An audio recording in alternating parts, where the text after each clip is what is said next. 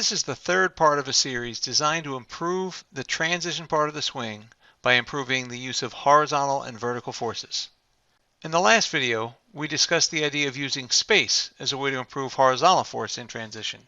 That idea works very well for rear post and center post players, but it doesn't work as well for front post players. In this video, we're going to take a deep dive into the concept of unweighting. It's a move that can help nearly anyone improve both horizontal and vertical forces with a single feel. For front post players, the move is almost a necessity. We're going to start this deep dive by looking at the way that both feet work together to create horizontal force, and we're going to look at the way that the lead foot alone works to load vertical force. Unweighting can be observed on the vertical force graph by watching the way a player moves down to the bottom of the curve. The player is light on their feet during this part of the swing before they land at the bottom, essentially crashing into the ground in preparation to spring back up from the ground. As I scroll through this video, notice that the forces are inversely proportional. As vertical force goes down, horizontal force goes up, and as vertical force goes back up, horizontal force goes down. When a player unweights successfully, these forces are precisely inversely proportional. That being the case, unweighting is a great way to improve tempo. It coordinates two complex moves into a single feel. Before talking about how to initiate the move, let's take a look at what it does. The action of unweighting the lead side helps players complete their pressure shift to the trail foot.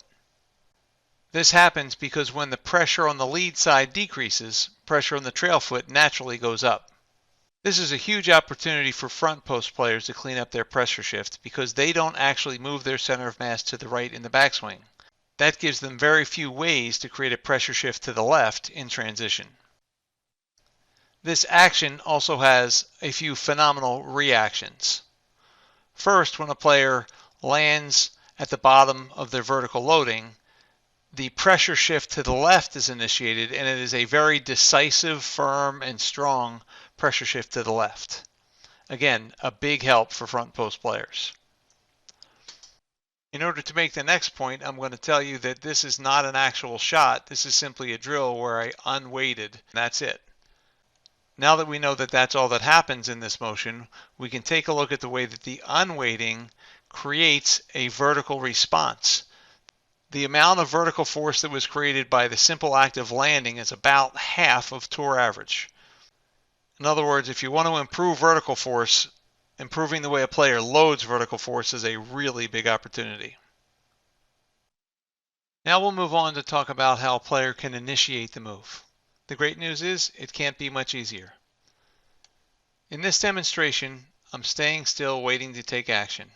When I actually take action, let's watch the behavior of the lead leg. When I simply bend my left knee, it creates a vertical loading. It's that simple. Let's take a look from the other angle. The simple act of bending my left knee loads vertical force. The move itself is very simple. The key in an actual swing will be initiating it at the correct time.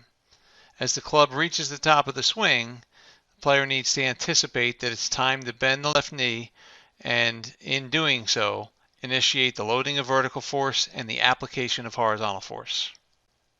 Let's take a look at how we can solve an additional problem by loading vertical force with the unweighting of the left leg.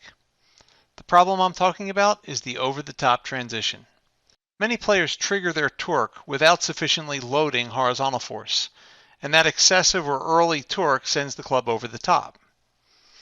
If a player were to bend their left knee while simultaneously straightening their right knee, that would effectively turn their pivot to the right.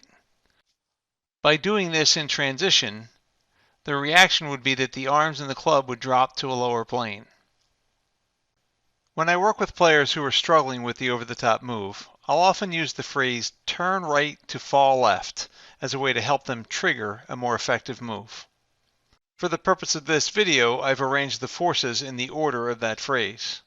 Notice the way that the turn right move, negative torque, can be used to initiate the fall, the loading of vertical force, to the left, which is the application of horizontal force.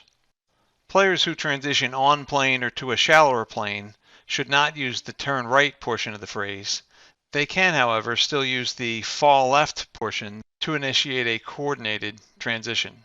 Let's take a quick moment to review what we discussed. The basic idea is that unweighting the left side is a great way to improve the loading of vertical force.